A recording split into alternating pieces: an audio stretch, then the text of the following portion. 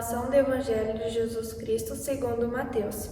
Naquele tempo, os discípulos de João aproximaram-se de Jesus e perguntaram: Por que razão nós, os fariseus, praticamos jejuns, mas os teus discípulos não? Disse-lhes Jesus: Por acaso os amigos do noivo podem estar de luto enquanto o noivo está com eles?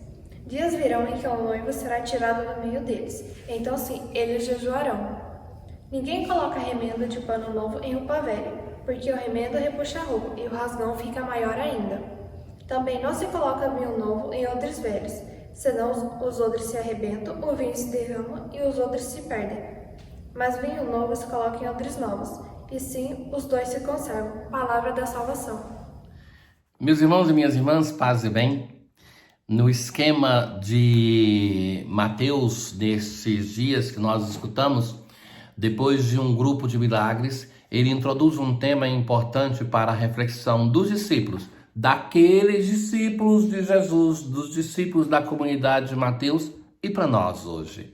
Não escutemos o Evangelho como uma página do passado, mas essa palavra é viva e eficaz na medida que é uma palavra de Deus dita hoje para você. Então, neste Evangelho desse sábado, nós encontramos que tem uma certa tensão entre os discípulos de João Batista e os discípulos de Jesus. Jesus é uma novidade muito grande. Ou seja, nós muitas vezes não temos consciência da grandeza que é Jesus. Jesus era difícil de ser compreendido pelos fariseus com seus discípulos, mas mesmo para João Batista, do seu rigor, na sua exegese, na sua pregação dura de o dia do juízo do nosso Deus. E isso Jesus muda totalmente, faz uma pregação de misericórdia.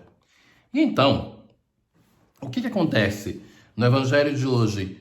Se aproximam os discípulos de João Batista e vão fazer essa pergunta: por que razão nós e os fariseus então fazem a mesma coisa? Praticamos jejuns, mas os teus discípulos não? Disse Jesus. E vai usar uma imagem muito presente no Antigo Testamento. Deus, que é chamado esposo do seu povo Israel em língua hebraica é uma palavra feminina. Então Deus se apresenta como esposo e vai dizer assim, Jesus pegando para si essa imagem, que para nós cristãos o esposo da humanidade, aquele que se encarna e vem ao nosso encontro, o esposo da igreja é o Cristo, é o Senhor. Por acaso os amigos do noivo podem estar de luto enquanto o noivo está com eles? Dias irão em que o noivo será tirado do meio deles, então sim, eles jejuarão. Então, além de assimilar para si essa imagem do esposo, nosso esposo, o esposo da sua igreja, Jesus vai acrescentar uma nova dimensão a essa esponsabilidade, que é o esposo vai ser tirado. Esse esposo que vai ser tirado é através do mistério da sua paixão, morte, ressurreição e ascensão. Naquele dia, quando o esposo vai ser tirado, aí sim, nós devemos jejuar. Então, meus caros, não tem uma desculpa para não jejuarmos. Sabe que é uma coisa que nós devemos, sinceramente, reconsiderar. Nós estamos vivendo em um mundo em que toda forma de ascese, de renúncia, elas não existem mais. Então, isso na vida pessoal, na vida de família, que seja na dimensão do próprio culto da igreja, que até mesmo o pouco que nos é pedido numa missa, de uma prática de ajoelhar, de fazer silêncio, de sair de nós mesmos e cantar porque se prevê o canto, tudo isso nós fazemos dificuldade de realizar, porque a espiritualidade do nosso tempo está se tornando cada vez mais uma espiritualidade subjetiva. Aquilo que me convém, aquilo que é prazeroso, que é agradável, eu faço. Se não, não o faço. Mas não existe crescimento de ninguém em nenhuma área sem calo. Sabe o que é isso? Essa expressão é o seguinte: quando a pessoa quer aprender a tocar piano, ela vai ter que fazer calo na mão. Ela vai ter que fazer violência às suas mãos, porque se ela não fizer violência, sabe quando vai aprender? Nunca. Então, a receita da genialidade se diz que 99% de dedicação e 1% de talento pessoal. Mas isso vale para qualquer coisa, para aprender uma língua, para aprender a pregar, para aprender teologia, para aprender a rezar, se requer disciplina. E o mundo de hoje perdeu essa dimensão da disciplina, da ascese. Nós saímos de um mundo em que os nossos avós aprenderam que deviam viver uma vida de renúncia, de ascese contínua, e caímos no outro extremo, que é aquele de viver somente aquilo que nos agrada. E isso nós projetamos em todas as coisas. Isso nós projetamos na relação com os filhos, que não se pode dizer não, não nos apercebemos que o não forma muito mais do que um sim constante que pode criar um monstro. Nós não nos apercebemos que na nossa vida pessoal, se nós não tivermos capacidade de renunciar, nós não crescemos.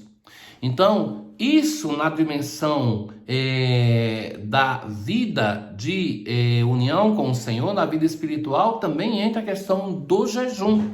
O jejum desapareceu da prática nossa de cristãos. Nem um pouco que se pede aquilo de quarta-feira de cinzas, da sexta-feira santa, examine a vossa prática de jejum, que está se tornando e se tornou já uma grande piada, algo risível. Ao passo que outras religiões não cristãs fazem dias e dias e dias de jejum, e nós criticamos porque fazem, porque fundamentalmente nós deveríamos fazer também e não fazemos. Então, se não tivermos capacidade de renunciar a uma comida, não renunciaremos à nossa vontade. Mas não é somente praticar por praticar. Jesus vai fazer com duas parábolas pequenas uma advertência, que ninguém põe remendo de pano novo em roupa velha, porque o pano novo rasga a velha, e nem coloca vinho novo em odres velhos, porque o vinho novo vai romper o odre. É interessante isso. Quando não se vive em região de vinho, não se compreende, mas é fato. O odre é feito de pele. Então, o vinho novo é muito ácido. Então, o que acontece? Ele de fato rompe, faz rasgar a pele e se perde tudo.